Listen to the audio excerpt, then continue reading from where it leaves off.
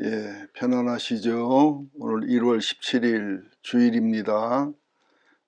오늘은 그 누가복음 6장 27절에서 38절, 이 세상에서는 실천하기 불가능에 가까운 역설적인 말씀입니다.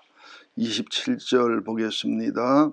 그러나 너희 듣는 자에게 내가 이르노니 너희 원수를 사랑하며 너희 미워하는 자를 선대하며 너희를 저주하는 자를 위하여 축복하며 너희를 모욕하는 자를 위하여 기도하라.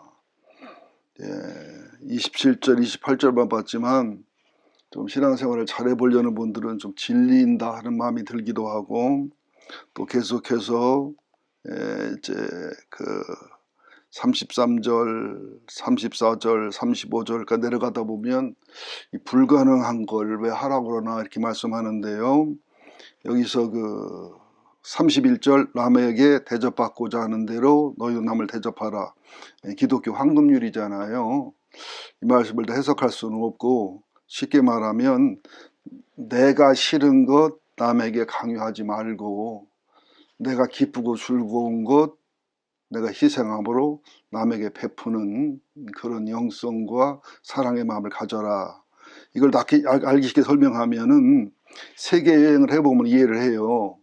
이제 더운 나라에서 있다가 추운 나라로 가면은 반팔이나 가볍게 입고 있지만 긴팔과 추운 날씨에 대비한 옷을 가지고 가서 공항에서 내리자마자 화장실이나 휴게실 찾아가서 옷을 바꿔 입고 나가지 아니하면은 엄청나게 고생합니다.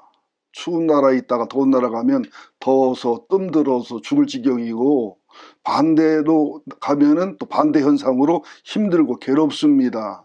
그래서 지금 27절부터 33절까지 말씀은 불가능에 가까운, 노력해서는 안 되는, 못 되는 말씀이지만 서서히 죽을 때까지라 이걸 이루어가는 성령의 도움을 힘입는 걸 얘기하는데요.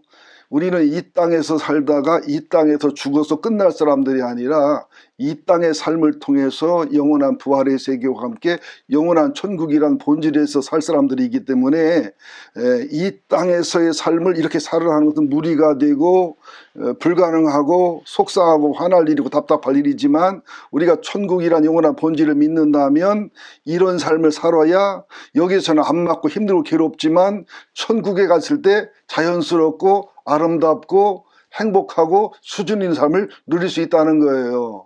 이게 추운 나라에서 더운 나라 갈 때 더운 나라 옷을 준비하는 것처럼, 더운 나라에서 추운 나라 갈 때 추운 나라 옷을 준비하는 것처럼, 그리고 에어컨은 겨울에 설치하고 오히려 히터는 여름에 설치하는 것처럼 이해 안 되는 역설적인 삶이지만 이렇게 말씀하는 겁니다. 나라를 바꿔 여행하면 시차, 기온, 문화, 언어를 배워야 되고 알아야 되거든요.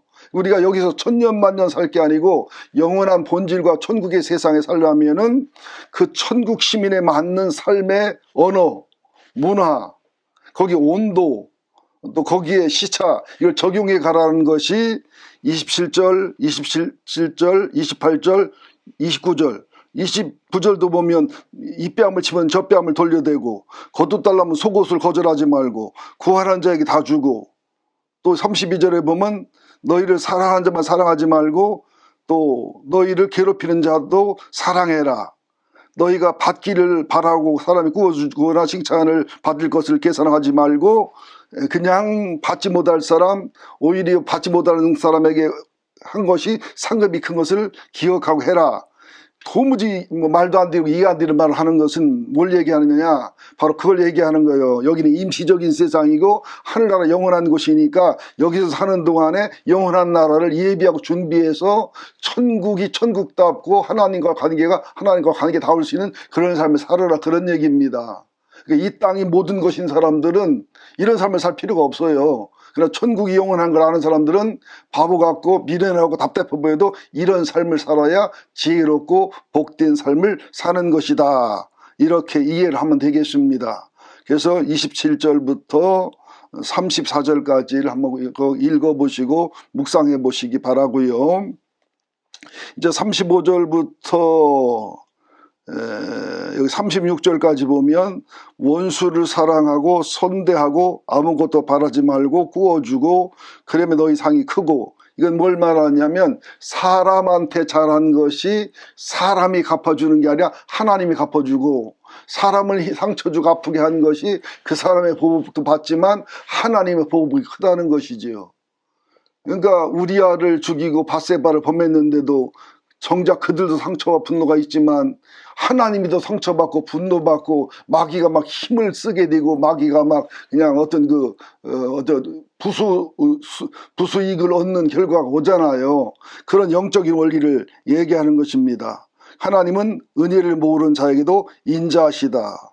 그래서 이제 크게는 두 가지입니다. 하나님 아버지의 자비로우심은 긍휼을 얘기해요.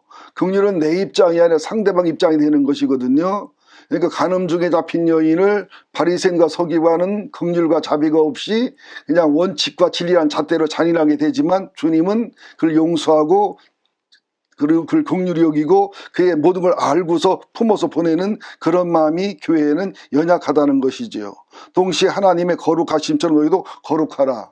우리는 하나님의 씨, 예수의 씨, 성령의 씨를 받았기 때문에 우리의 힘과 노력은 안 되지만 성령 충만함이나 성상적 예배나 성상적 기도가 있을 때 우리에게 영혼의 물을 주고 영혼의 양식을 줄 때 하나님의 거룩하심이나 하나님의 자비로우심이나 예수님의 장성한 분량에 충만한 데까지 자라갈 수 있다는 그 소망과 믿음을 갖는 것이 중요하다는 것이지요. 이 말씀은 행할 수 없는 현실에서는 불가능에 가까운 말씀이지만 이것을 이루고 이것을 실천한 것만큼 하늘나라가 하늘나라답고 영원한 나라 영원한 나라답고 하나님과 관계 교제와 가까이 지낼 수 있고 하나님과 친밀한 사귐이 있을 수 있고 누릴 수 있다. 이런 말씀으로 이해를 하셔야 됩니다.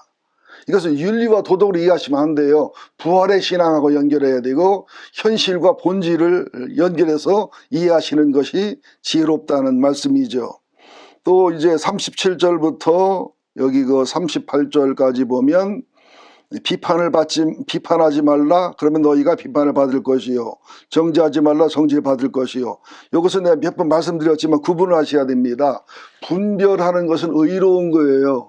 사랑과 긍휼의 마음을 가지고 분별하는 것. 비평하는 것은 의도 아니고 죄도 아니고 객관적 사실과 진실을 찾아내는 거지요. 그러나 비판하거나 정죄하는 것은 심판하는 거라 하나님만 할 수 있습니다. 유다서에도 기록이 되어 있지만 모세 시체를 가지고 천사와 마귀가 싸웠어요. 마귀는 시체를 드러내서 크게 장례식을 치러서 무덤을 크게 써서 모세를 우상화해서 하나님 대신 모세의 무덤과 모세의 수목하게 하려고, 또 천사는 그걸 숨겨서 그렇게 우상이 되지 않게 하려고, 그럴 때 천사가 마귀를 책망하거나 비판을 정지하지 않았고 하나님이 너를 책망을 한다. 천사도 마귀를 정지나 심판을 못했다고. 왜? 정지와 심판은 하나님만 할 수 있기 때문에 그렇다는 거지요. 저도 그런 허물과 제각이 많습니다만 우리들이 분별하고 또 비평까지는 해도 되는데 정지와 심판까지 하는 우를 너무 많이 범한다는 것이지요. 우리들이 신앙이 성숙하고 자유로워지려면 남의 비판에서 자유할 수 있고 또 나도 남을 비판하거나 정지해서 자유할 수 있을 때 진짜 자유자가 될 수 있는 비밀이 있다는 것이지요.